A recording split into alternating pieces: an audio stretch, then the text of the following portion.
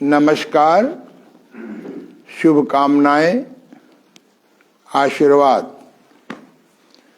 मैं प्राकृतिक चिकित्सा प्लस विशेषज्ञ, योग साधक, योग शिक्षक, योग अनुसंधान पर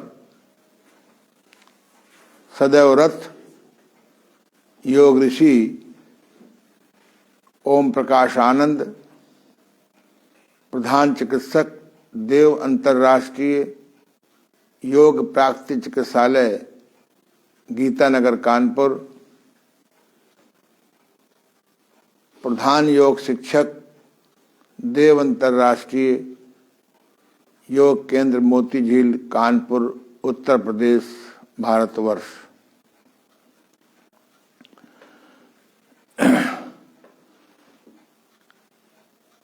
कल हम लोग या पिछले 2 दिनों से आयुर्वेद के उन विषयों पर चर्चा कर रहे हैं जो हमारे योग साधना में, योग शिक्षा में, योग चिकित्सा में, प्राकृतिक चिकित्सा में, एक्यूप्रेशर रिफ्लेक्सोलॉजी में, मैग्नेट थेरेपी में, हर्बल थेरेपी में जो बीमारियों को जड़ से ठीक करती हैं, उनमें बहुत सहायक आयुर्वेद का यह ज्ञान होगा। मैंने आपको संक्षेप में बताया है कि आयुर्वेद हमारे देश की विशुद्ध सनातन चिकित्सा पद्धति है। यौनों के आक्रमण और हमारे यहाँ के गुरुकुल तथा पुस्तकों के नष्ट कर देने से यह ज्ञान पिछले 1000 वर्षों से कम होते होते लुप्त सा हो गया है। पुनः हम लोगों को लौटना पड़ रहा है। प्राकृतिक चिकित्सा वास्तव में जर्मन के प्रिसनिज नाम के एक भेड़ चराने वाले के माध्यम से इसका जन्म हुआ और मिस्टर लुईको ने फादर ऑफ नेचुरोपैथी के माध्यम से इसका विकारवाद का सिद्धांत सामने आया। फादर क्नाइफ बहुत बीमार रहते थे जर्मन के। वह लुईको के कूने हाइड्रोथेरेपी के माध्यम से ठीक होने के कारण उनको भी वही पागलपन सवार हो गया जैसे मुझे पिछले 52 साल से लाभ प्राप्त इस कोने हाइड्रोथेरेपी से है। उन्होंने बहुत प्रचार किया जर्मन में। उन्होंने एक किताब भी लिखी, जल चिकित्सा, जिसको हमारे देश के पायनियर श्री विट्ठल दास मोदी जी ने अनुवाद भी किया है। उसके बाद लुई कोने के 2 शिष्य डॉक्टर लिनलॉर्ड, डॉक्टर केलॉग ने इसको एक वैज्ञानिक स्वरूप दिया, जिसको CCRYN ने हिंदी में भी अनुवाद करके philosophy of nature cure, practice of nature cure का हिंदी अनुवाद छापा है। ये पद्धति गांधी जी के माध्यम से भारतवर्ष में आई। वो बहुत बीमार रहा करते थे, दवाइयों से तंग आ गए थे। उन्होंने इससे लाभ प्राप्त किया, स्वस्थ हुए। उन्हें उपवास का विज्ञान मालूम हुआ और उन्होंने जेल में श्री महावीर प्रसाद जी पौदार, जिन्होंने बाद में जसीडी में अपना प्राकृतिक चिकित्सालय खोला, और बाद में वो शिवाम्बु थेरेपी के जबरदस्त समर्थक भी हो गए थे।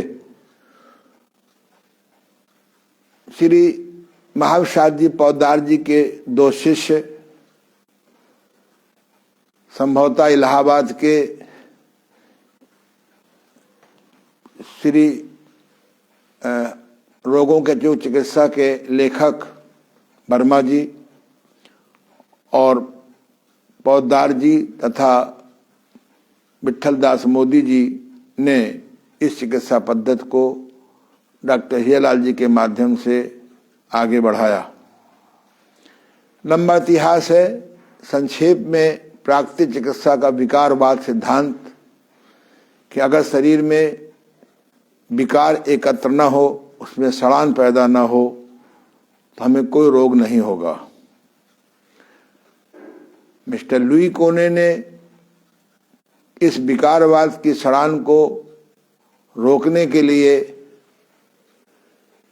ठंडा घर्षण कट स्नान निकाला, ठंडा घर्षण में स्नान निकाला। मिस्टर लुई कोने का कहना था कि बॉडी का टेम्परेचर अगर हम 100 डिग्री मान लें मोटा मोटा, तो कम से कम 30, 35, 40 डिग्री पानी कम होना चाहिए, यानी ठंडा होना चाहिए। जैसे हम फ्रिज में अगर हम जितना टेम्परेचर मेंटेन करना चाहिए न सड़ने के लिए, अगर उस टेम्परेचर से कम रखेंगे तो फ्रिज की रखी हुई चीज़ सड़ जाएगी। ऐसे ही हमारे प्राकृतिक चिकित्सक चाहे अज्ञानता की वजह से चाहे किसी अन्य कारण से ठंडा स्नान नहीं देते हैं, तो रोगी को लाभ नहीं होता।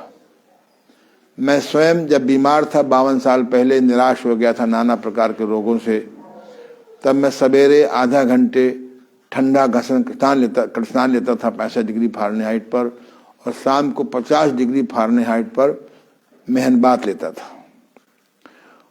न उस समय आँखों का व्यायाम था, न नेति थी, न लंबे उपवास थे, न नीमा था, और मैं स्वस्थ हो गया।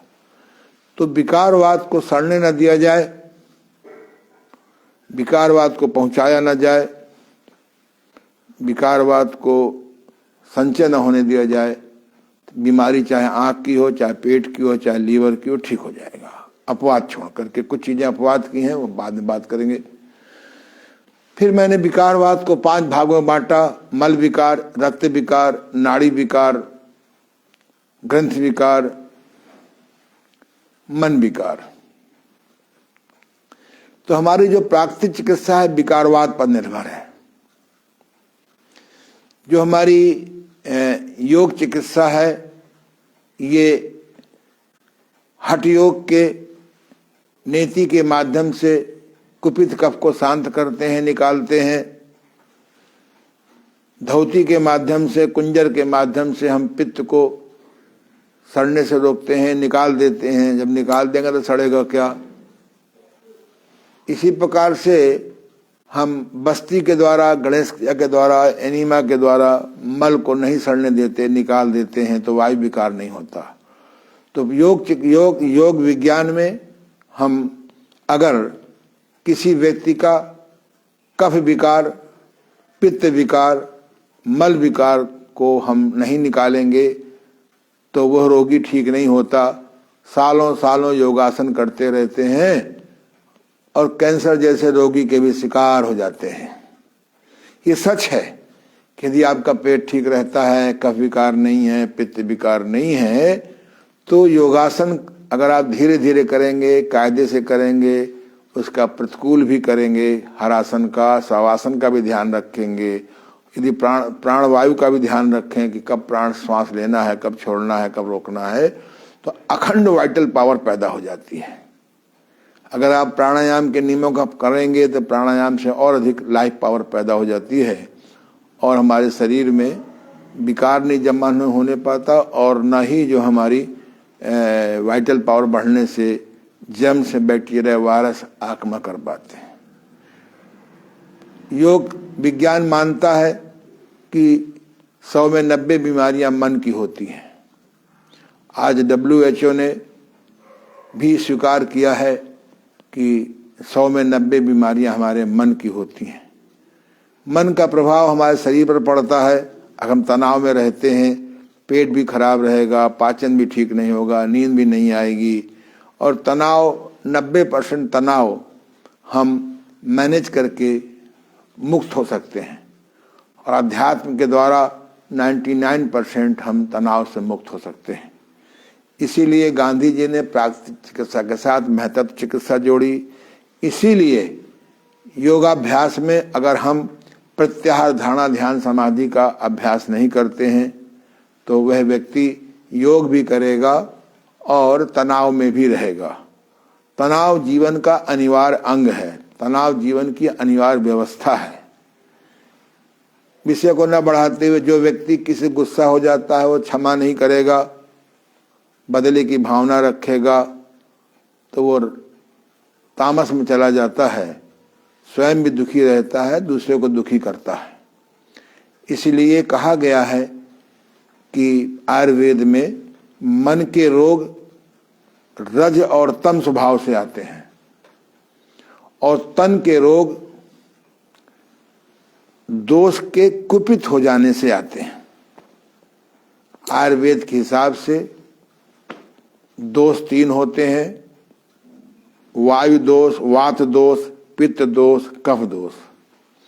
जब ये दोष गुस्सा नहीं होते हैं तो हमारे मित्र हैं, ये धातु का काम करते हैं, निर्माण का कार्य करते हैं।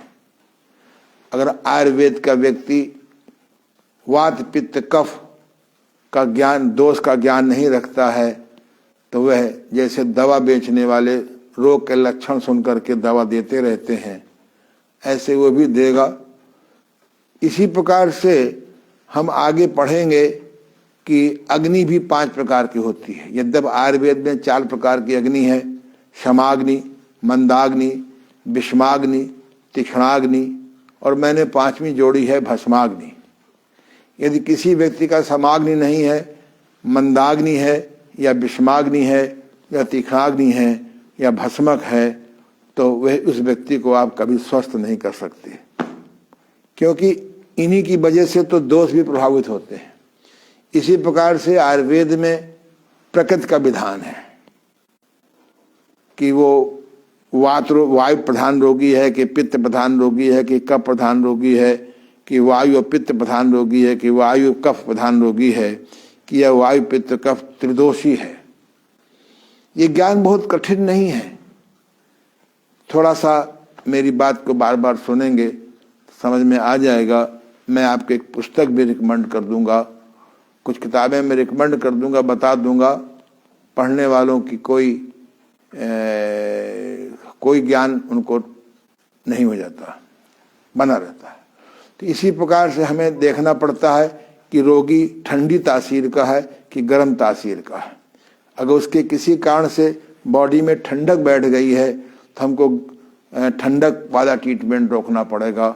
जैसे कि योग में होता है, जिसको ठंडक बैठ जाती है उसको हम सूर्यभेदी प्राणायाम कराते हैं, जिसमें गर्मी बैठ जाती है उसको हम शीतकारी शीतली प्राणायाम और चंद्रभेदी प्राणायाम कराते हैं। इसी प्रकार से हमें आयुर्वेद में ये देखना पड़ता है कि 7 धातुएं जो होती हैं, रस, हम जो भोजन करते हैं और रस पहले रस में बदलता है, फिर रक्त में, फिर मांस में, फिर मेद में, फिर अस्थि में, फिर मज्जा में, फिर वीर या रज में। ये धातुएं कहलाती हैं। इनका सही प्रचार न होने से जब कोई अल्पज्ञानी वैद्य, आयुर्वेद या प्राकृतिक चिकित्सक ये कह देता है तुम्हें धातु रोग है, वो घबरा जाता है। रस रक्त मांस मेद अस्थि मज्जा वीर, इनमें किसी में कमी हो सकती है, अधिकता हो सकती है। ये ज्ञान भी प्राकृतिक चिकित्सक को जानना चाहिए। अब मोटा आदमी है तो उसके अंदर चर्बी की अधिकता है, दुबला है तो चर्बी की कमी है। ऐसे अगर चेहरे में चमक नहीं है तो रस और ओज की कमी है आदि, फिर हम बात करेंगे। इसी प्रकार से हमको देखना पड़ता है कि अगर रोगी को डायबिटीज है तो हमको कषाय और कटु प्रधान चीज़ें देनी पड़ती हैं। अगर ब्लड प्रेशर है तो हमको ये ऐसी चीज़ रोकनी पड़ती है जो ब्लड प्रेशर भोजन में। तो हम जब सटरस के बारे में बताएंगे तो आयुर्वेद में सटरस होते हैं मधुर, अम्ल, लवण, तिक्त, कषाय, मधुर, अम्ल, लवण, तिक्त, कषाय और कटु। तो हमें इनके गुण जानना चाहिए। अगर डायबिटीज है तो मधुर प्रधान भोजन रोकना पड़ेगा। तो ये सब चीज़ें बहुत छोटी हैं, ये कठिन नहीं है कि हमें रोगी का दोष कौन सा है, अग्नि कैसी है, उसकी तासीर कैसी है, उष्ण और वीर है। हमें ये भी देखना पड़ता है कि रोगी की आंतें कैसी हैं। अगर हमारी रोगी की आंतों की प्रकृति देखी जाती है कि ये क्रूर कोष्ठ वाला है कि मध्यम कोष्ठ वाला है कि ये प्रारंभिक कोष्ठ वाला है। हम अगर प्रारंभिक कोष्ठ वाले को कोई कठिन कोष्ठ वाली दवा दे देंगे, जड़ी बूटी दे देंगे तो नुकसान होता है। इसी प्रकार से हमें भोजन में सीखना पड़ता है कि यह वायु प्रधान रोग है कि पित्त प्रधान रोग है कि कफ प्रधान रोग है। हम कफ प्रधान रोगी को और कफकारक भोजन दे देंगे, कफकारक ट्रीटमेंट देंगे तो नुकसान हो जाता है। पित्त प्रधान रोगी को अगर हम पित्तकारक भोजन दे देंगे या ऐसा ट्रीटमेंट दे देंगे जो पित्त को बढ़ाने में है तो उसको हमें पित्तनाशक ट्रीटमेंट देना पड़ेगा। इसी प्रकार से वायु प्रधान रोगी को अगर हम वायु कारक भोजन दे देंगे, चने की रोटी कफनाशक है लेकिन अगर हम अजवाइन नहीं डालेंगे तो वायु कारक होने की वजह से वायु में तकलीफ देगी। ये सारा ज्ञान कठिन नहीं है, कोई कठिन नहीं है, क्योंकि ऐसा साहित्य हमारे समाज से गायब कर दिया गया या हो गया या जला दिया गया और हम लोग जल्दबाजी में चकाचौंध में उन पद्धतियों को अपना लिया जिसकी हर दवा आज नहीं तो कल आपको घातक रोगों का शिकार बना रही है। इसीलिए राष्ट्रपिता महात्मा गांधी जी ने जब प्राकृतिक चिकित्सा से ठीक हुए तो उन्होंने कहा था कि मुझे इस देश में मुझे 125 वर्ष जीने की इच्छा है और शेष जीवन अब मैं प्राकृतिक चिकित्सा को घर घर पहुंचाने में लगाना चाहता हूं। किसी कारण से वैचारिक मतभेद या किसी कारण से उनका मर्डर हो गया और प्राकृतिक चिकित्सा की जो ये झंडा था ये कमजोर पड़ गया। तो मैंने इसीलिए कहता हूं कि आज प्राकृतिक चिकित्सा बड़ी इग्नोरो चिकित्सा पद्धति है, क्योंकि आयुर्वेद का ज्ञान न होने से हम रोगी को ऐसा भोजन देते रहते हैं जिससे उसमें शक्ति और बल नहीं आने पाता, क्योंकि प्रायः प्राकृतिकों को ज्ञान ही नहीं है कि हम कौन सा शक्तिवर्धक भोजन दें कि शक्ति आवे, कौन सा बलवर्धक भोजन दें। इसी प्रकार से हर इसको द्रव्य बोलते हैं। दुनिया में जो कुछ भी आपको दिखाई पड़ता है इसका नाम रखा गया है द्रव्य। इस द्रव्य के 20 गुण होते हैं। हम आपको 20 टेक्नोलॉजी के शब्द बताएंगे 1, 2 दिन 3 दिन के बाद। अगर आपको ज्ञान नहीं है तो आप एक अच्छे नेचुरोपैथ नहीं हो सकते हैं, आप एक अच्छे योग शिक्षक नहीं हो सकते हैं, आप एक अच्छे स्वास्थ्य रोकथामक नहीं हो सकते हैं। सामान्यतः सामान्य व्यक्ति भी स्वस्थ नहीं हो सकता। अभी कोरोना, ओमिक्रॉन आदि की एक संक्रमण की लहर आई थी, ये कुछ नहीं होता। अगर आपका कफ कुपित ना हो तो कोई कोरोना फरोना डेवलप नहीं करेगा। अगर आपका पित्त दोष ना हो, भविष्य में पित्त दोष फर्मेंटेड के वायरस आवेंगे। अगर हमारे पाद पर शोध कार्य किया जाए तो इसमें लाखों वायरस होते हैं। जो चीज़ सड़ती है वो जर्म्स, बैक्टीरिया, वायरस पैदा करेंगे। मास्क लगाना अच्छी बात है, हमारे जैन लोग जाने कब से मास्क लगा रहे हैं। ठीक से हाथ धोना अच्छी बात है, थोड़ी दूरी बनाए रखना अच्छी बात है, किसी कंघा प्रयोग न करना अच्छी बात है, किसी के कपड़े न पहनना अच्छी बात है, किसी का कंबल न ओढ़ना अच्छी बात है, किसी का चादर न ओढ़ना अच्छी बात है, वो बुरी बात नहीं है। इन सब का हाइजीनिक प्रयोग है। तो हम लोग फिर अपने विषय पर आ जाएं। इसीलिए मैंने आयुर्वेद, प्राकृतिक चिकित्सा, आयुर्वेद का कुछ आवश्यक पाठ, योग साधना की शोधन क्रियाएं, एक्यूप्रेशर का रिफ्लेक्सोलॉजी और magnet therapy, subconscious fear out therapy, आज जो 10 कंबाइंड थेरेपी हैं, इनको जोड़ा मैंने। और मैंने देखा जो 3-3 माह लोग पड़े रहते हैं प्राचीन प्राकृतिक चिकित्सा पद्धति में, जिसको विशुद्ध प्राकृतिक से कहते हैं, वही रोगी जब हमारे यहाँ आता है तो मिनिमम 10 दिन में और मैक्सिमम 20 दिन में ठीक हो जाता है, या ठीक होने की कला मालूम हो जाती है। और मौका पड़ने पर तीज त्योहार में जब उसको कुपथ्य भोजन करना पड़ता है या मजबूरी में करना पड़ता है, तो वो उसको हजम भी हो जाता है, समय पे निकल जाता है। प्राकृतिक जो विशुद्ध प्राकृतिक चिकित्सक व्यवहार में आते हैं, वो स्वयं भी परेशान रहते हैं, उनके घर वाले भी परेशान रहते हैं। हमारे यहाँ आयुर्वेद में एक से एक अच्छी क्लास के बलवर्धक लड्डू बनाए गए हैं, एक से अच्छे प्रकार की खीर बनाई गई हैं, एक से एक अच्छे प्रकार के गष्ट भोजन बनाए गए हैं। और उनको कैसे खाना चाहिए ये सामान्य व्यक्ति को ज्ञान नहीं है। परिणाम क्या होता है, नहीं खाता तो घर वाले परेशान, और खाता है तो स्वयं परेशान।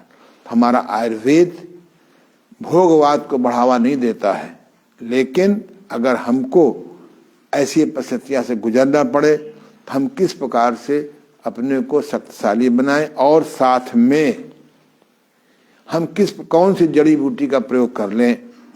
मैंने अपनी नई पुस्तक कायाकल्प द्वारा रोग मुक्ति कैसे, इसमें मैंने केवल 25 जड़ी बूटियों को, घरेलू जड़ी बूटियों को लिखा है, जिनको दिखाई पड़, जिनको आप पढ़ करके बहुत लाभ उठा लेंगे। उदाहरण के लिए, अगर आप किसी कारण से 2 रोटी ज़्यादा खा गए तो हम किस प्रकार से छोटी हर चूज करके उसको नॉर्मल कर लें। एक मैं एग्जाम्पल दे रहा हूँ। तो आइए हम लोग इस भूमिका के आगे बढ़ेंगे।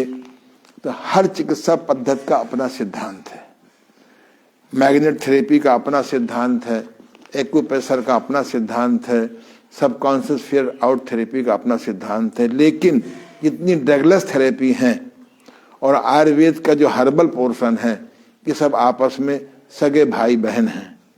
इनका ज्ञान हमारे लिए बहुत उपयोगी है।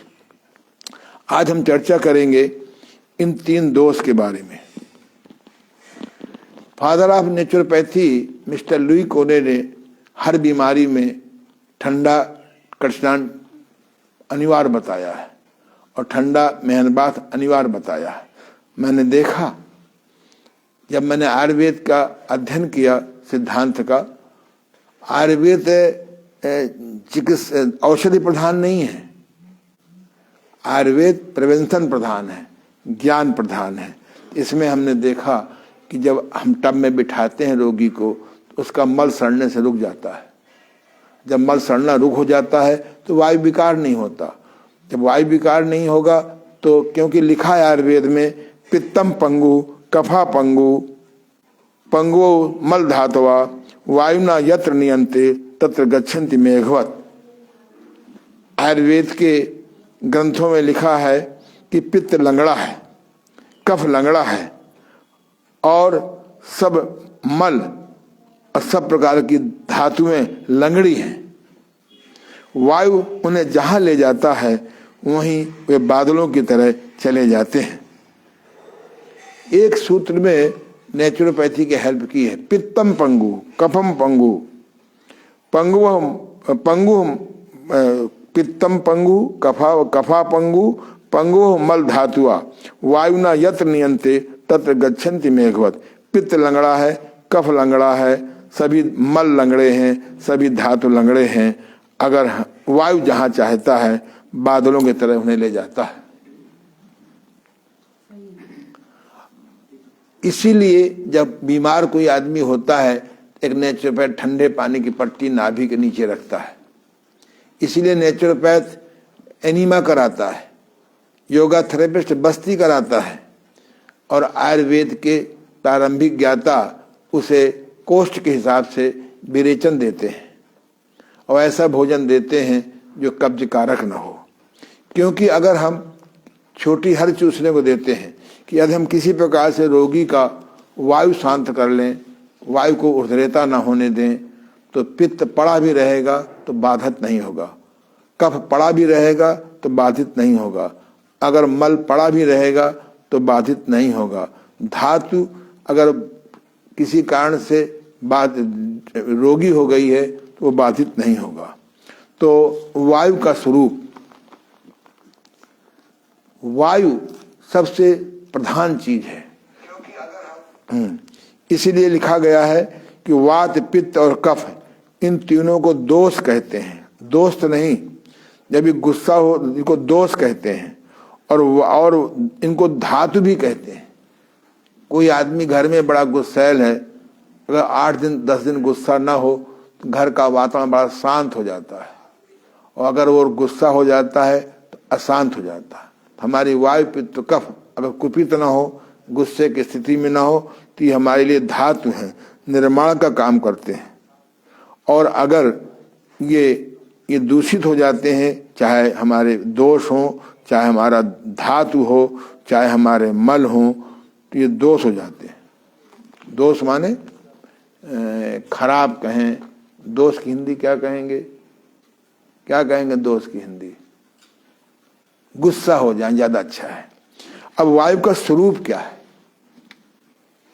आप बाह्य जगत में देखते हैं कि कभी वायु शीतल होती है, कभी वायु गर्म होती है, कभी वायु बहती है, तेज बहती है, कभी मध्यम बहती है, कभी प्रारंभिक अवस्था में बहती है और कभी नहीं बहती है।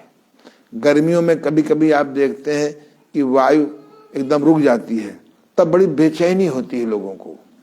कहते हैं भैया वायु चलाओ, तो आदि पंखे के माध्यम से उसको मूवमेंट। जो वायु का स्वभाव होता है, जो वायु है वो वायु का जो स्वभाव है,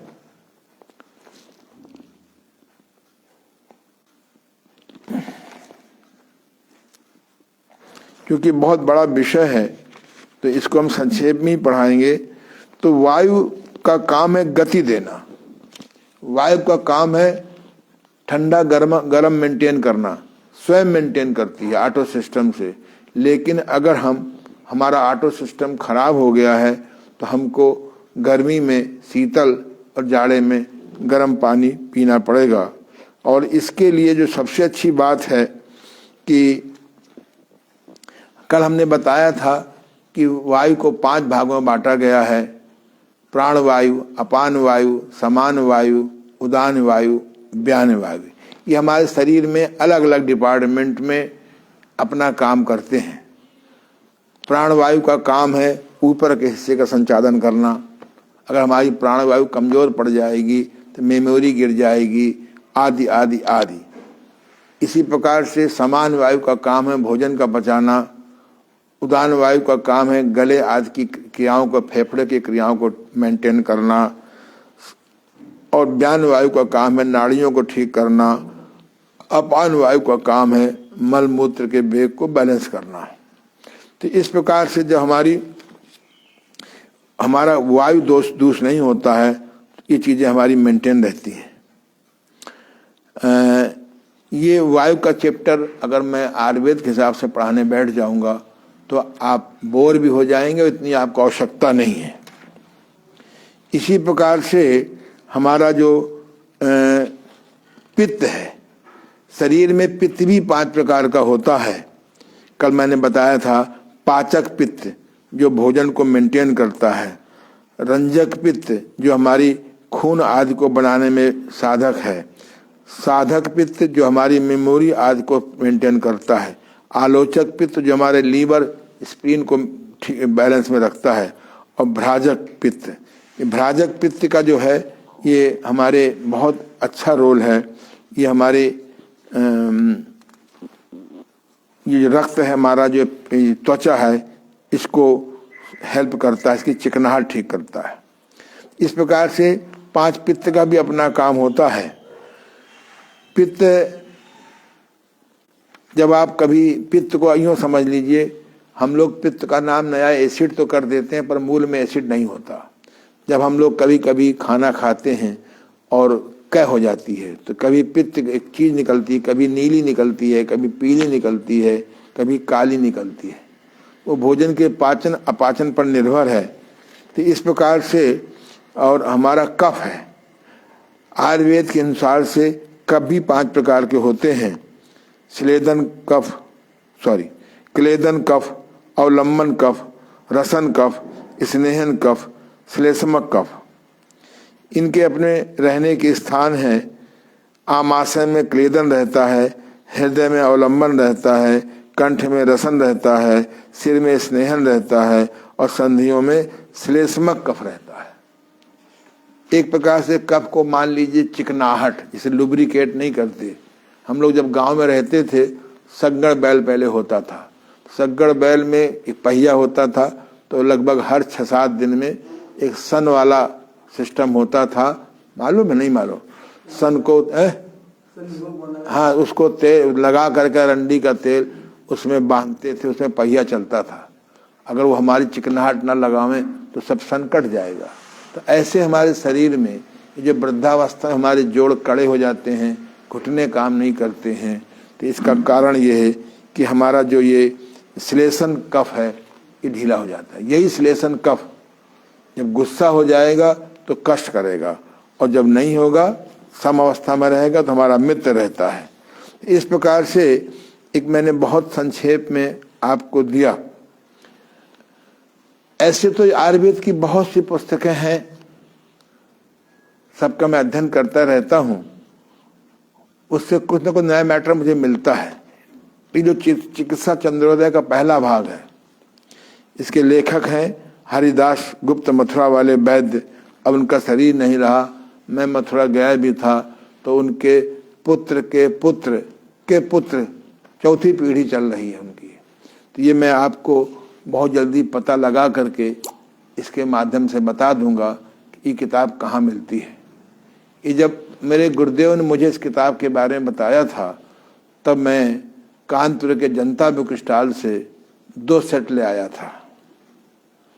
पहले मुझे कोई किताब मांगता था, मैं दे देता था, और जिसको भी मैंने किताब दिया आज तक किसी ने वापस नहीं किया। अभी भी जब प्रेम बस किताब दे देता हूँ तो वो तो किताब पढ़ते नहीं है और मेरी किताब जरूर गायब हो जाती है। इसलिए मैं अपना पुस्तकालय जो 10,000 किताबों का है, मैंने 4थे खंड में बना रखा है। मेरे सामने बिटिया रानी बैठी है, इसको मैंने कई किताबें दी हैं, और मैंने कहा मुझे लिख के दे दो कि कौन कौन सी किताब दी है। न अभी तक लिख के दिया है, और जब मुझे आवश्यकता पड़ती है बड़ी बेचैनी होती है, क्योंकि किताब के मामले में बहुत ही लोग लापरवाह हैं। किताबें धन से भी ज्यादा महत्वपूर्ण होती हैं। अच्छी किताबों से बढ़कर कोई मित्र नहीं है। कितनी किताबें तुम्हारे पास हैं लाइब्रेरी की? है लाइब्रेरी की एक रामायण है। हाँ, जितनी भी हो लिख के तुमसे कहा था कई बार कि दे दो है। तो मुझे इनाम मिले कोई मोह नहीं है, मुझे पद मिले कोई मोह नहीं है। मैं रुपया भी खो जाता है तो मैं बहुत देर तक तनाव नहीं करता हूँ, पर मेरी कई किताबें ऐसी खो गई हैं। भाव प्रकाश निघंट मैंने किसी को दिया 100 साल पुराना, और मुझे मिल नहीं रहा है। दूसरा भाव प्रकाश निघंट मैंने लिया, उससे बहुत कम पेज का था, वो भी कोई सज्जन जो बहुत मेरे मित्र हैं मांग के ले गए, मुझे मिल नहीं रहा है। इसलिए किताबों से बढ़कर कोई मित्र नहीं है, अच्छी किताबों से बढ़कर कोई मित्र नहीं है, और खराब किताबों से बढ़कर कोई दुश्मन नहीं है। अब तो नई भाषा मुझे बोलनी पड़ेगी, स्मार्टफोन में अच्छी बातों से बढ़कर कोई अच्छा संदेशवाहक नहीं है, और खराब प्रकार की बातों से बढ़कर जीवन को बर्बाद करने वाली कोई चीज नहीं है। अब आपको अपने मन पे कंट्रोल करना पड़ेगा, क्योंकि पहले हमारे यहाँ 14 नरक होते थे। हम लोग बचपन में जब मेला देखने जाते थे गांव में, तो मेले का खोज था। अब आज तो क्लबों की बाढ़ आ गई है, इवेंट की बाढ़ आ गई है। बुरा मत मानो बेटा, बड़े साफ सुथरी बात करता हूँ, शायद तू आज मुझे लिख के दे दे। तो वहां दिखाते थे 14 नरक। चोरी करोगे तो हाथ काटा जाएगा, बलात्कार करोगे तो तुम्हारा लिंग काटा जाएगा, तुम मिलावट करोगे तो 14 नरक दिखाते थे। तो हम लोग बचपन में जो सात्विक व्रत के होते थे वो सावधान हो जाते थे। राजसी व्रत के लोग कुछ दिन सावधान होते थे, और तामसी व्रत पर तो कोई फर्क पड़ता नहीं है ना। तो अब एक नया 15वां नरक आ गया है, उसका नाम है रो रो नरक। रोते रहो, अभी तनख्वाहें कम है, अभी एक प्लाट कम है, एक खाता कम है, अभी एक इनाम कम है, इसका नाम रखा मैंने रो रो नरक। रो रो नरक है, रो रो नरक। ये नया रो रो नरक आया है। हर आदमी रो रहा है, हर आदमी रो रहा है। आजकल तो हमारे कानपुर की बड़ी चर्चा है, कल भी कितने करोड़ रुपया निकला है। हमें तो अब मालूम पड़ा कि हमारा कानपुर नगर में कितना पैसा लोगों ने रोक रखा है। कोई बड़ा पीयूष जैन है, कोई मध्यम पीयूष जैन है, कोई छोटा पीयूष जैन है, कोई अति छोटा पीयूष जैन है, कोई अति छोटा पीयूष जैन है। भैया ये पैसा तुमको तबाह कर देगा। एक सीमा के बाद पैसे पे रुकावट नहीं करोगे तो तुम्हारे स्वास्थ्य खराब कर देगा, तुम्हारा परिवार खराब कर देगा, पति पत्नी के रिश्ते खराब हो जाएंगे। इसलिए मेरी बात मानो। मैं 90% क्यों आनंद में रहता हूँ, क्योंकि मुझे मालूम हो गया है कि हम क्यों रोएं। ये बात जरा प्रसंग से अलग है, स्वास्थ्य का संबंध इससे भी है। मंदिर में गए, ढूंढ के सिक्का ढूंढते हो, और जब कभी खवास डूबे आ जाएंगे तो पूरे पूरे नोट पकड़ा दोगे। अभी कल 300 करोड़ की अफीम पकड़ी गई है। कितने 300 कछुआ पकड़े गए हैं। बताओ, ये आदमी का दिमाग खराब हो गया। धार्मिक लोग भी बड़े खतरनाक हो गए हैं। एक कमरा और 400 कमरे का आश्रम बना लेंगे और वहां झाड़ू लगाने वाले को रखेंगे नहीं। ये आदमी एक ऐसा पागल इंसान हो गया है दुनिया में। इसका नाम मैन नहीं होना चाहिए, इसका नाम रख दो मैड। क्यों बिटिया रानी, ये मैन है कि मैड है? मैड, पागल हो गया है। इसलिए भैया लौट आओ, प्राकृतिक चिकित्सा की ओर लौटो, योग साधना की ओर लौटो, आयुर्वेद की जड़ी बूटी की ओर लौटो, आय का 10 अच्छे काम में लगाओ। हैं 1-2 खाते बहुत हैं, ज्यादा खाते खोलोगे तो तुम्हारा खाना ही बंद हो जाएगा। मैं देख रहा हूं, मैं तो कानपुर रहता हूं, इसलिए कोशिश करो। थोड़ा विषय से हम आगे चले गए, ये भी जरूरी था।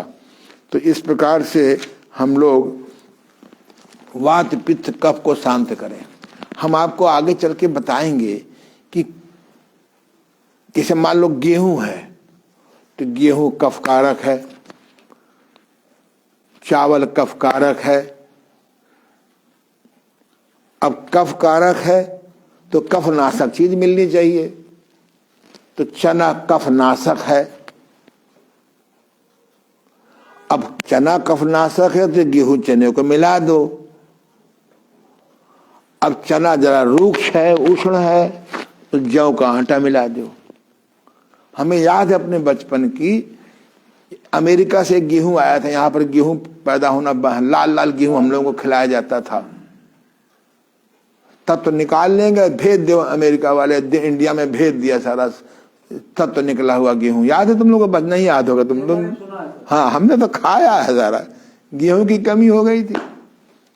अगर मोदी जैसे प्रधानमंत्री 10-20 साल नहीं बने रहेंगे तो यहाँ हर चीज की कमी हो जाएगी। एमएलए माने क्या होता है? एमएलए मनी, एमपी माने मनी के लिए पागल, एमपी मनी के लिए पागल। कमिश्नर ऐसा नर जो बिना कमीशन लिए दस्तखत ना करे। सर्वेंट जिसका सर्वेंट हो गया हो। ठेकेदार ठग कमीना दगेबाज रगड़ेबाज। महात्मा जो खुद थरा तमे में हमको बातें बताता, खुद बिना भूख के खा रहा है, बिना चबाए खा रहा है, ठूस ठूस के खा रहा है, जो नहीं खाना चाहिए वो खा रहा है, और दिन भर पाद रहा है, छोटी हर नहीं चूस रहा है, बोले मैं महात्मा हूं। है क्या को महात्मा है? ऐसे मैंने 108 माला बनाई, ज्यादा बताऊंगा तो तुम लोग मुझे मरवा दोगे गांधी जी की तरह। प्राकृतिक चिकित्सक है, अब प्राकृतिक योग शिक्षक है। शकलें देखो जैसे लगता है कि पूरी खाल उठाड़ दी गई है, गेंडा की शक्ल लगा दी गई है। अरे खुद भी तो करो, खुद भी तो क्रियाएं करो। चलो, तो इसलिए आप गेहूं जौ चना की रोटी खाओ, डायबिटीज होने नहीं पाएगी।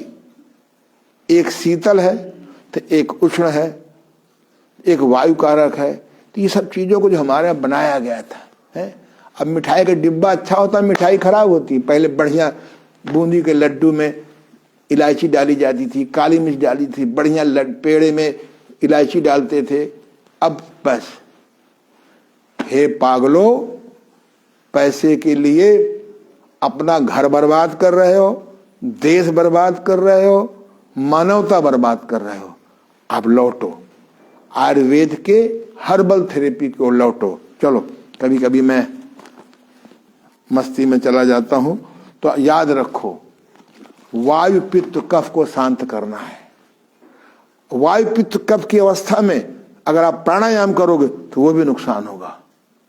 इसीलिए हमारे हठ योगियों ने, और हठ योग कोई नया नहीं है, रावण संहिता में रावण ने एक बड़ी भारी किताब लिखी है, मेरे पास है, उसमें मंत्रों का खेल लिखा है, अर्क थेरेपी लिखी है।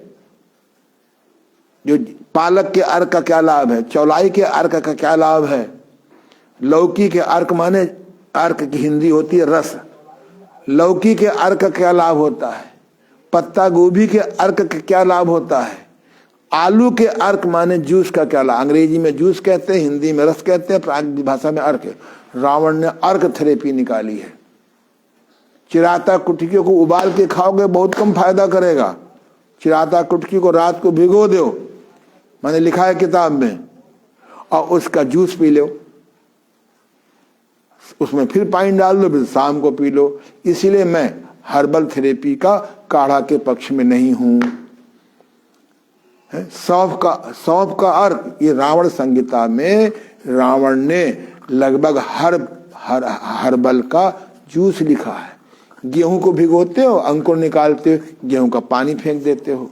चने को भिगोते हो, चने का पानी फेंक देते हो, वो तो अर्क है। किशमिश भिगोते हो, किशमिश का पानी फेंक देते हो, और कहते तुम बड़े अक्लमंद हैं। हमें तो अकल नहीं है आपके पास है। पिज्जा पाजी मंगा के खाते हो, आधा घंटे में पिज्जा पहुंचा देंगे, पिज्जा खाओ पाजी बंद करो।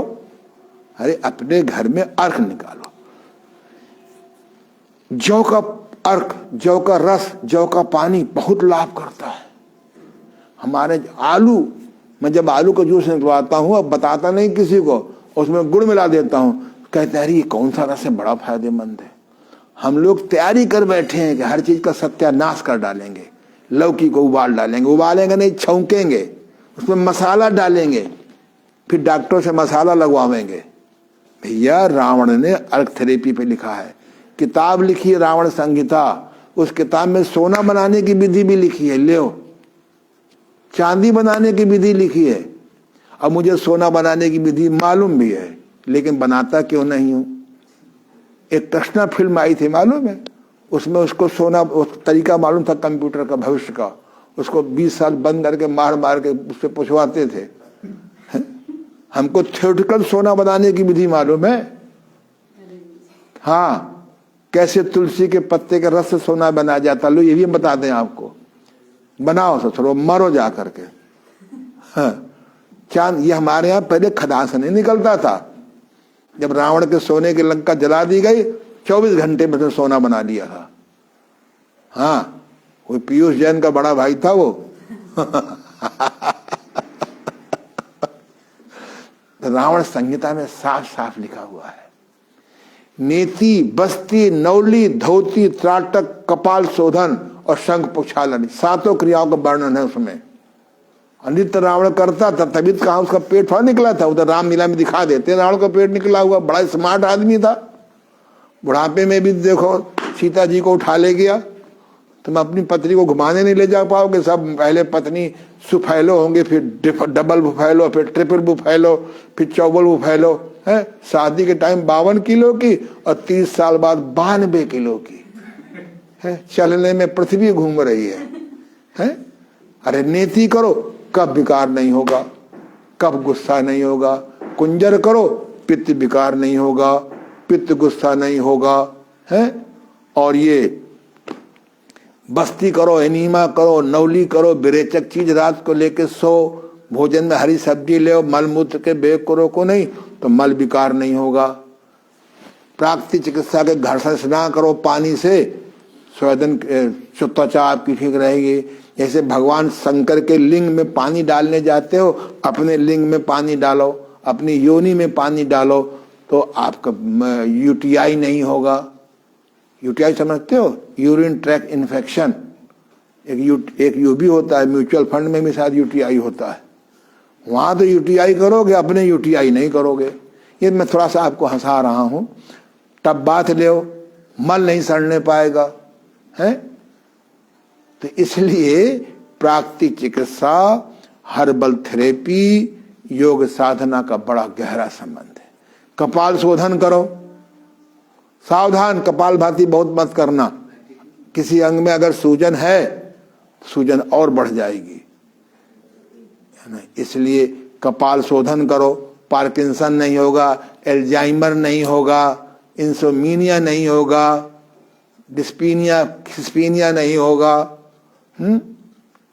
त्राटक करो, मन नियंत्रण में हो जाएगा। कपाल, ये हठ योग की 7 क्रियाएं इतनी बढ़िया है, इतनी बढ़िया है। और रावण यही करता था। अगर रावण सोने के बनाने की विधि न मालूम होती तो न भटकता।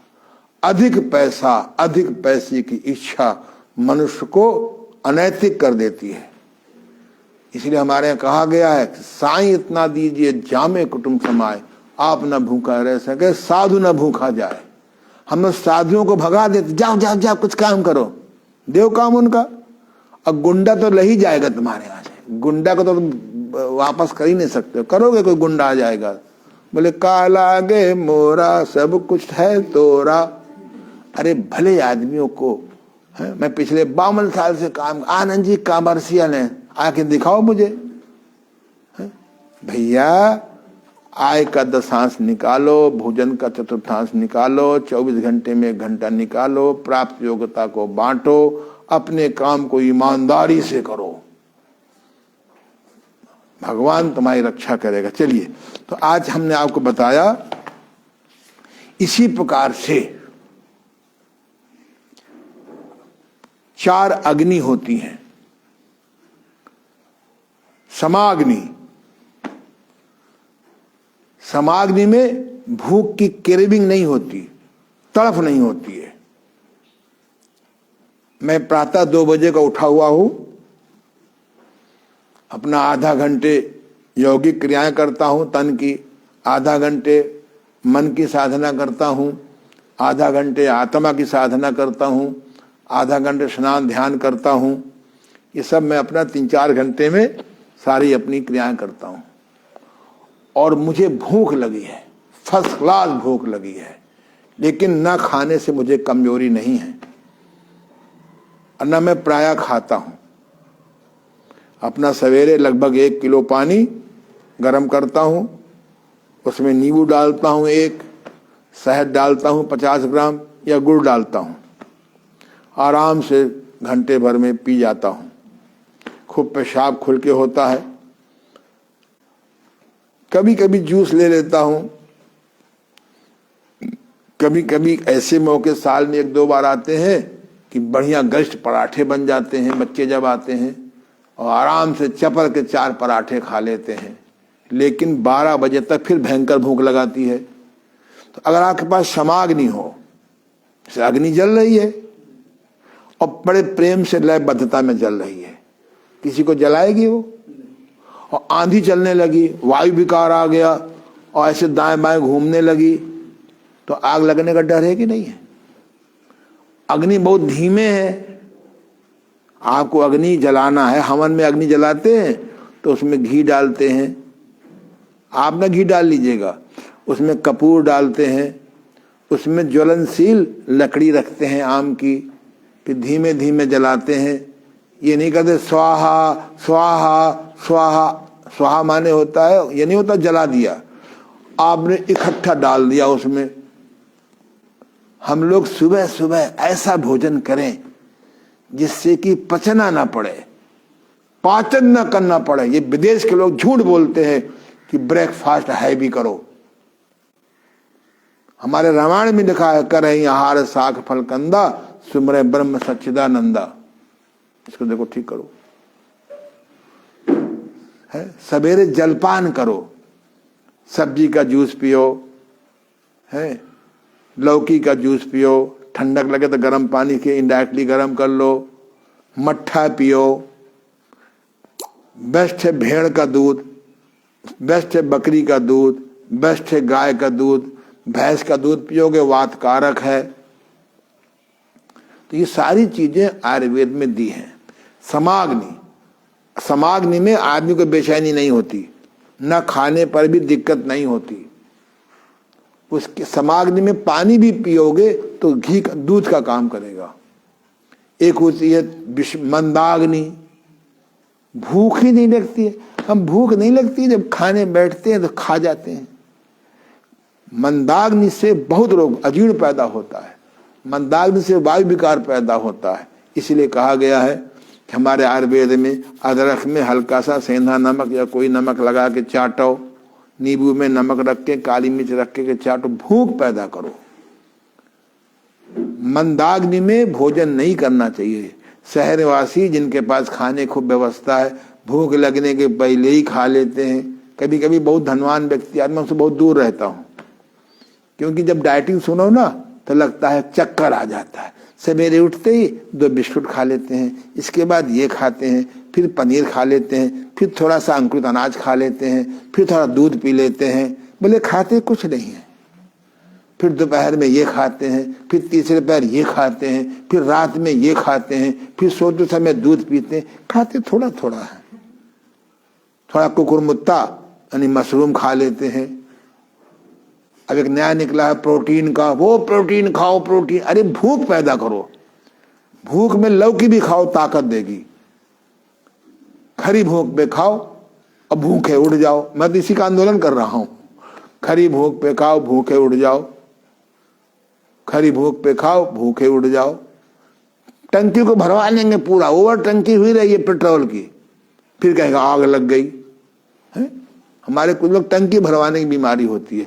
भैया मैंने कहा 10 लीटर डाल लो, फिर भरवा लेंगे है। कहीं भूकंप आएगा तो बेकार पैसा हमारा खर्चा हो गया 20 लीटर में, नहीं हुआ। तो इसे कहते हैं मंदाग्नि, भूख का ना लगना, कम लगना। और तीसरा तिष्णाग्नि होती है। तिष्णाग्नि बड़ी विचित्र होती है। नहीं खाओ तो बेचैनी, खाओ तो राहत मिलती है। तीसरा एक होती विषमाग्नि होती है, कभी भूख लगी कभी नहीं लगी।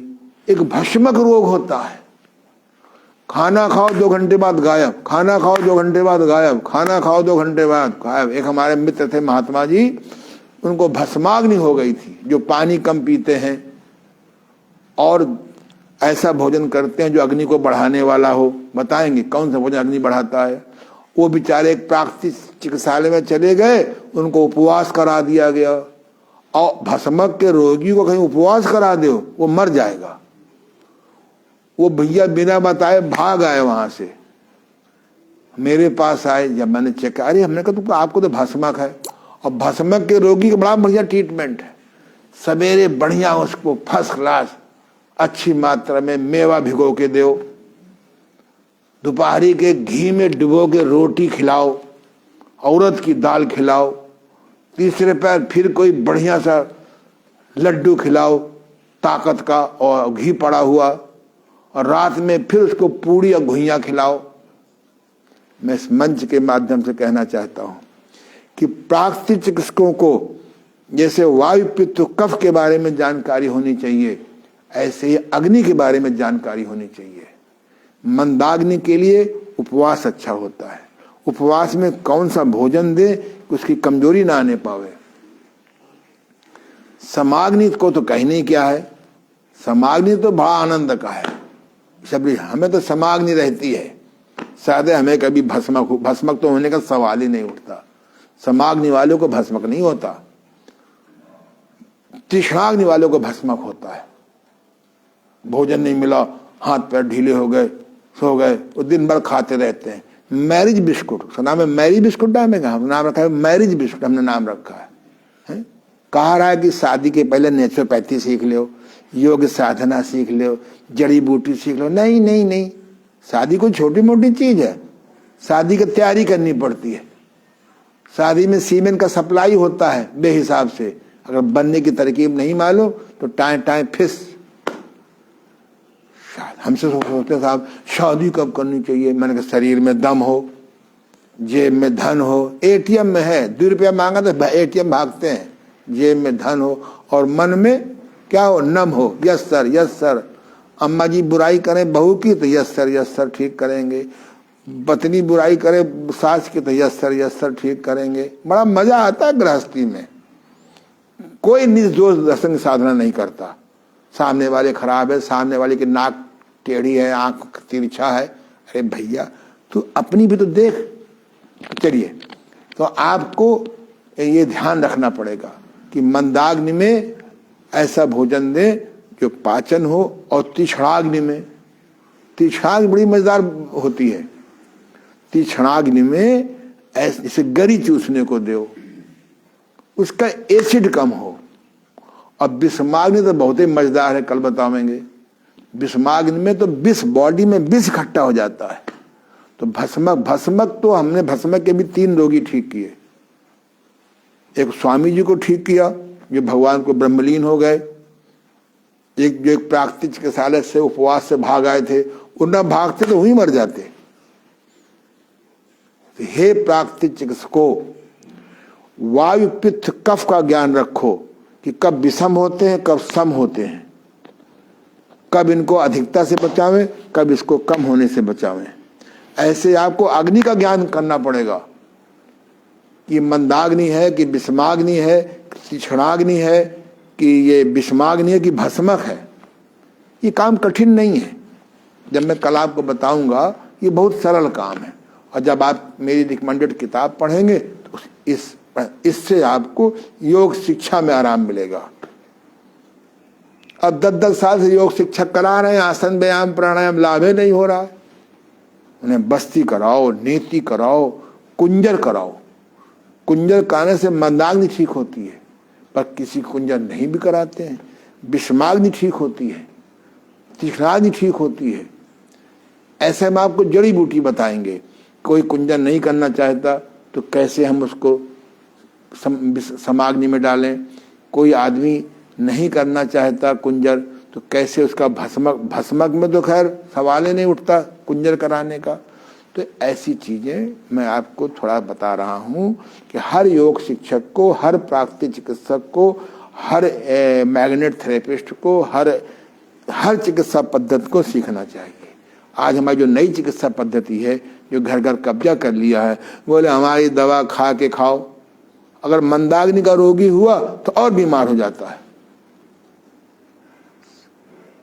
क्या आमाशय न, आमाशय हम तो जूस पिला के दवा खिला देते हैं अगर दवा नहीं छोड़ना चाहता। तो मेरे मित्रों, आपको सीखना पड़ेगा कि ये रोगी हमारा मंदाग्नि वाला है कि विषमाग्नि वाला है कि तीक्ष्णाग्नि वाला है। मंदाग्नि है, विषमाग्नि से या समाग्नि वाला है, या भस्मक रोग तो नहीं है। एक बार मेरे छोटे भाई को भस्मक रोग हो गया, बहुत पुरानी बात है। तो एक दिन मेरी पत्नी ने कहा, पूनम जी ने, कि आजकल पहले लोग लाला बोलते थे, अब तो पति को बोलते हैं सीधे, है फलाने जाओ जरा बच्चा आगे बैठा है, शौचा आओ। माँ की ड्यूटी माँ की ड्यूटी, बाप की ड्यूटी बाप की ड्यूटी, मौका पड़ने पे सब करो। तो हमसे कहा कि आजकल लाला बहुत खाता है, बार बार खाता है। तो हमने बात किया, बोले हाँ भैया, यहाँ से खा के जाते 2 घंटे बाद फिर हमें खाना पड़ता है, 2 घंटे बाद फिर खाना पड़ता है। हमने अपने गुरुदेव पंडित ओमकारनाथ अवस्थी जी को फोन किया।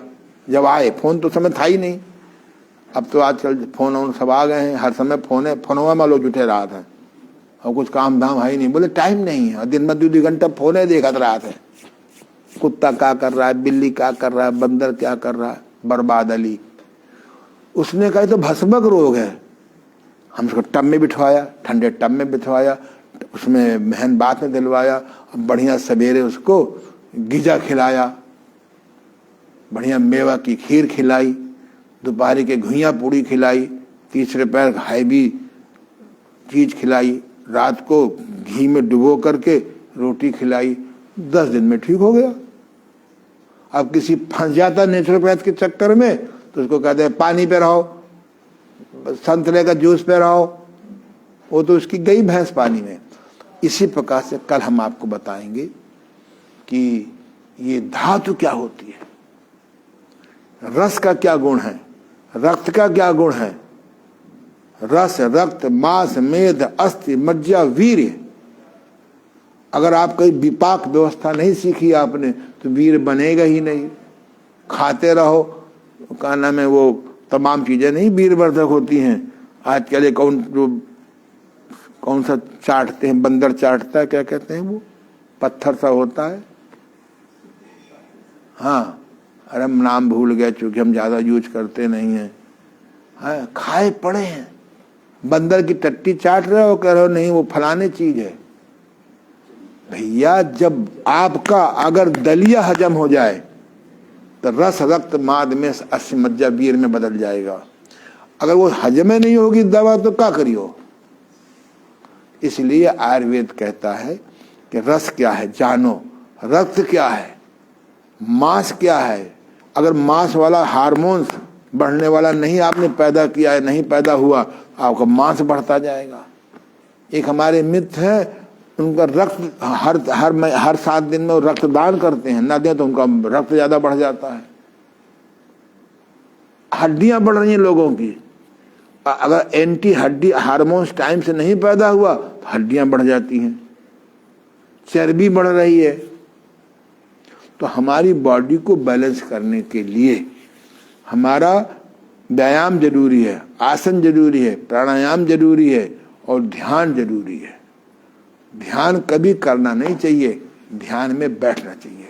चलिए खैर, मैं अपने ढंग से पढ़ाता हूँ, जिसको अच्छा लगे सुने, ना अच्छा लगे तो सुने। हमारे इस फ्री स्टाइल लेक्चर में आप हीरे जवाहरात ढूंढ लो, है नहीं ढूंढ लो। अगर आपके टट्टी में, आपके मल में कोई सोने की अंगूठी गिर जाए तो नौकर को बुलाओगे उठावा करके, हैं? खुद उठा लोगे। हाँ, आलू गिर जाए तो नहीं उठाओगे। इतना तो मेरा दावा है। मेरे इस फ्री स्टाइल लेक्चर में आपको कोई अच्छी बात मिले तो ले लो, और ना मिले तो ढूंढ के ले लो। इसलिए कल आपको हम बताएंगे कि वायु कैसे शांत करें, पित्त कैसे शांत करें, कफ कैसे शांत करें, तीक्ष्णाग्नि को समाग्नि में कैसे बदलें, विषमाग्नि को समाग्नि में कैसे बदलें, भस्मक को समाग्नि में कैसे करें, मंदाग्नि को कैसे उसकी अग्नि को तेज करें। कल ये भी बताएंगे रस क्या है, रक्त क्या है, मांस क्या है, मेद क्या है, अस्थि क्या है, मज्जा क्या है, वीर कैसे बने, कैसे हम वीर को ओज में बदलें। ये धीमे धीमे चलेंगे। आज बहुत अच्छा लगा, आप कितना अच्छा लगा मुझे नहीं मालूम, पर मुझे तो बड़ा आनंद आया। चलिए, हरिओम।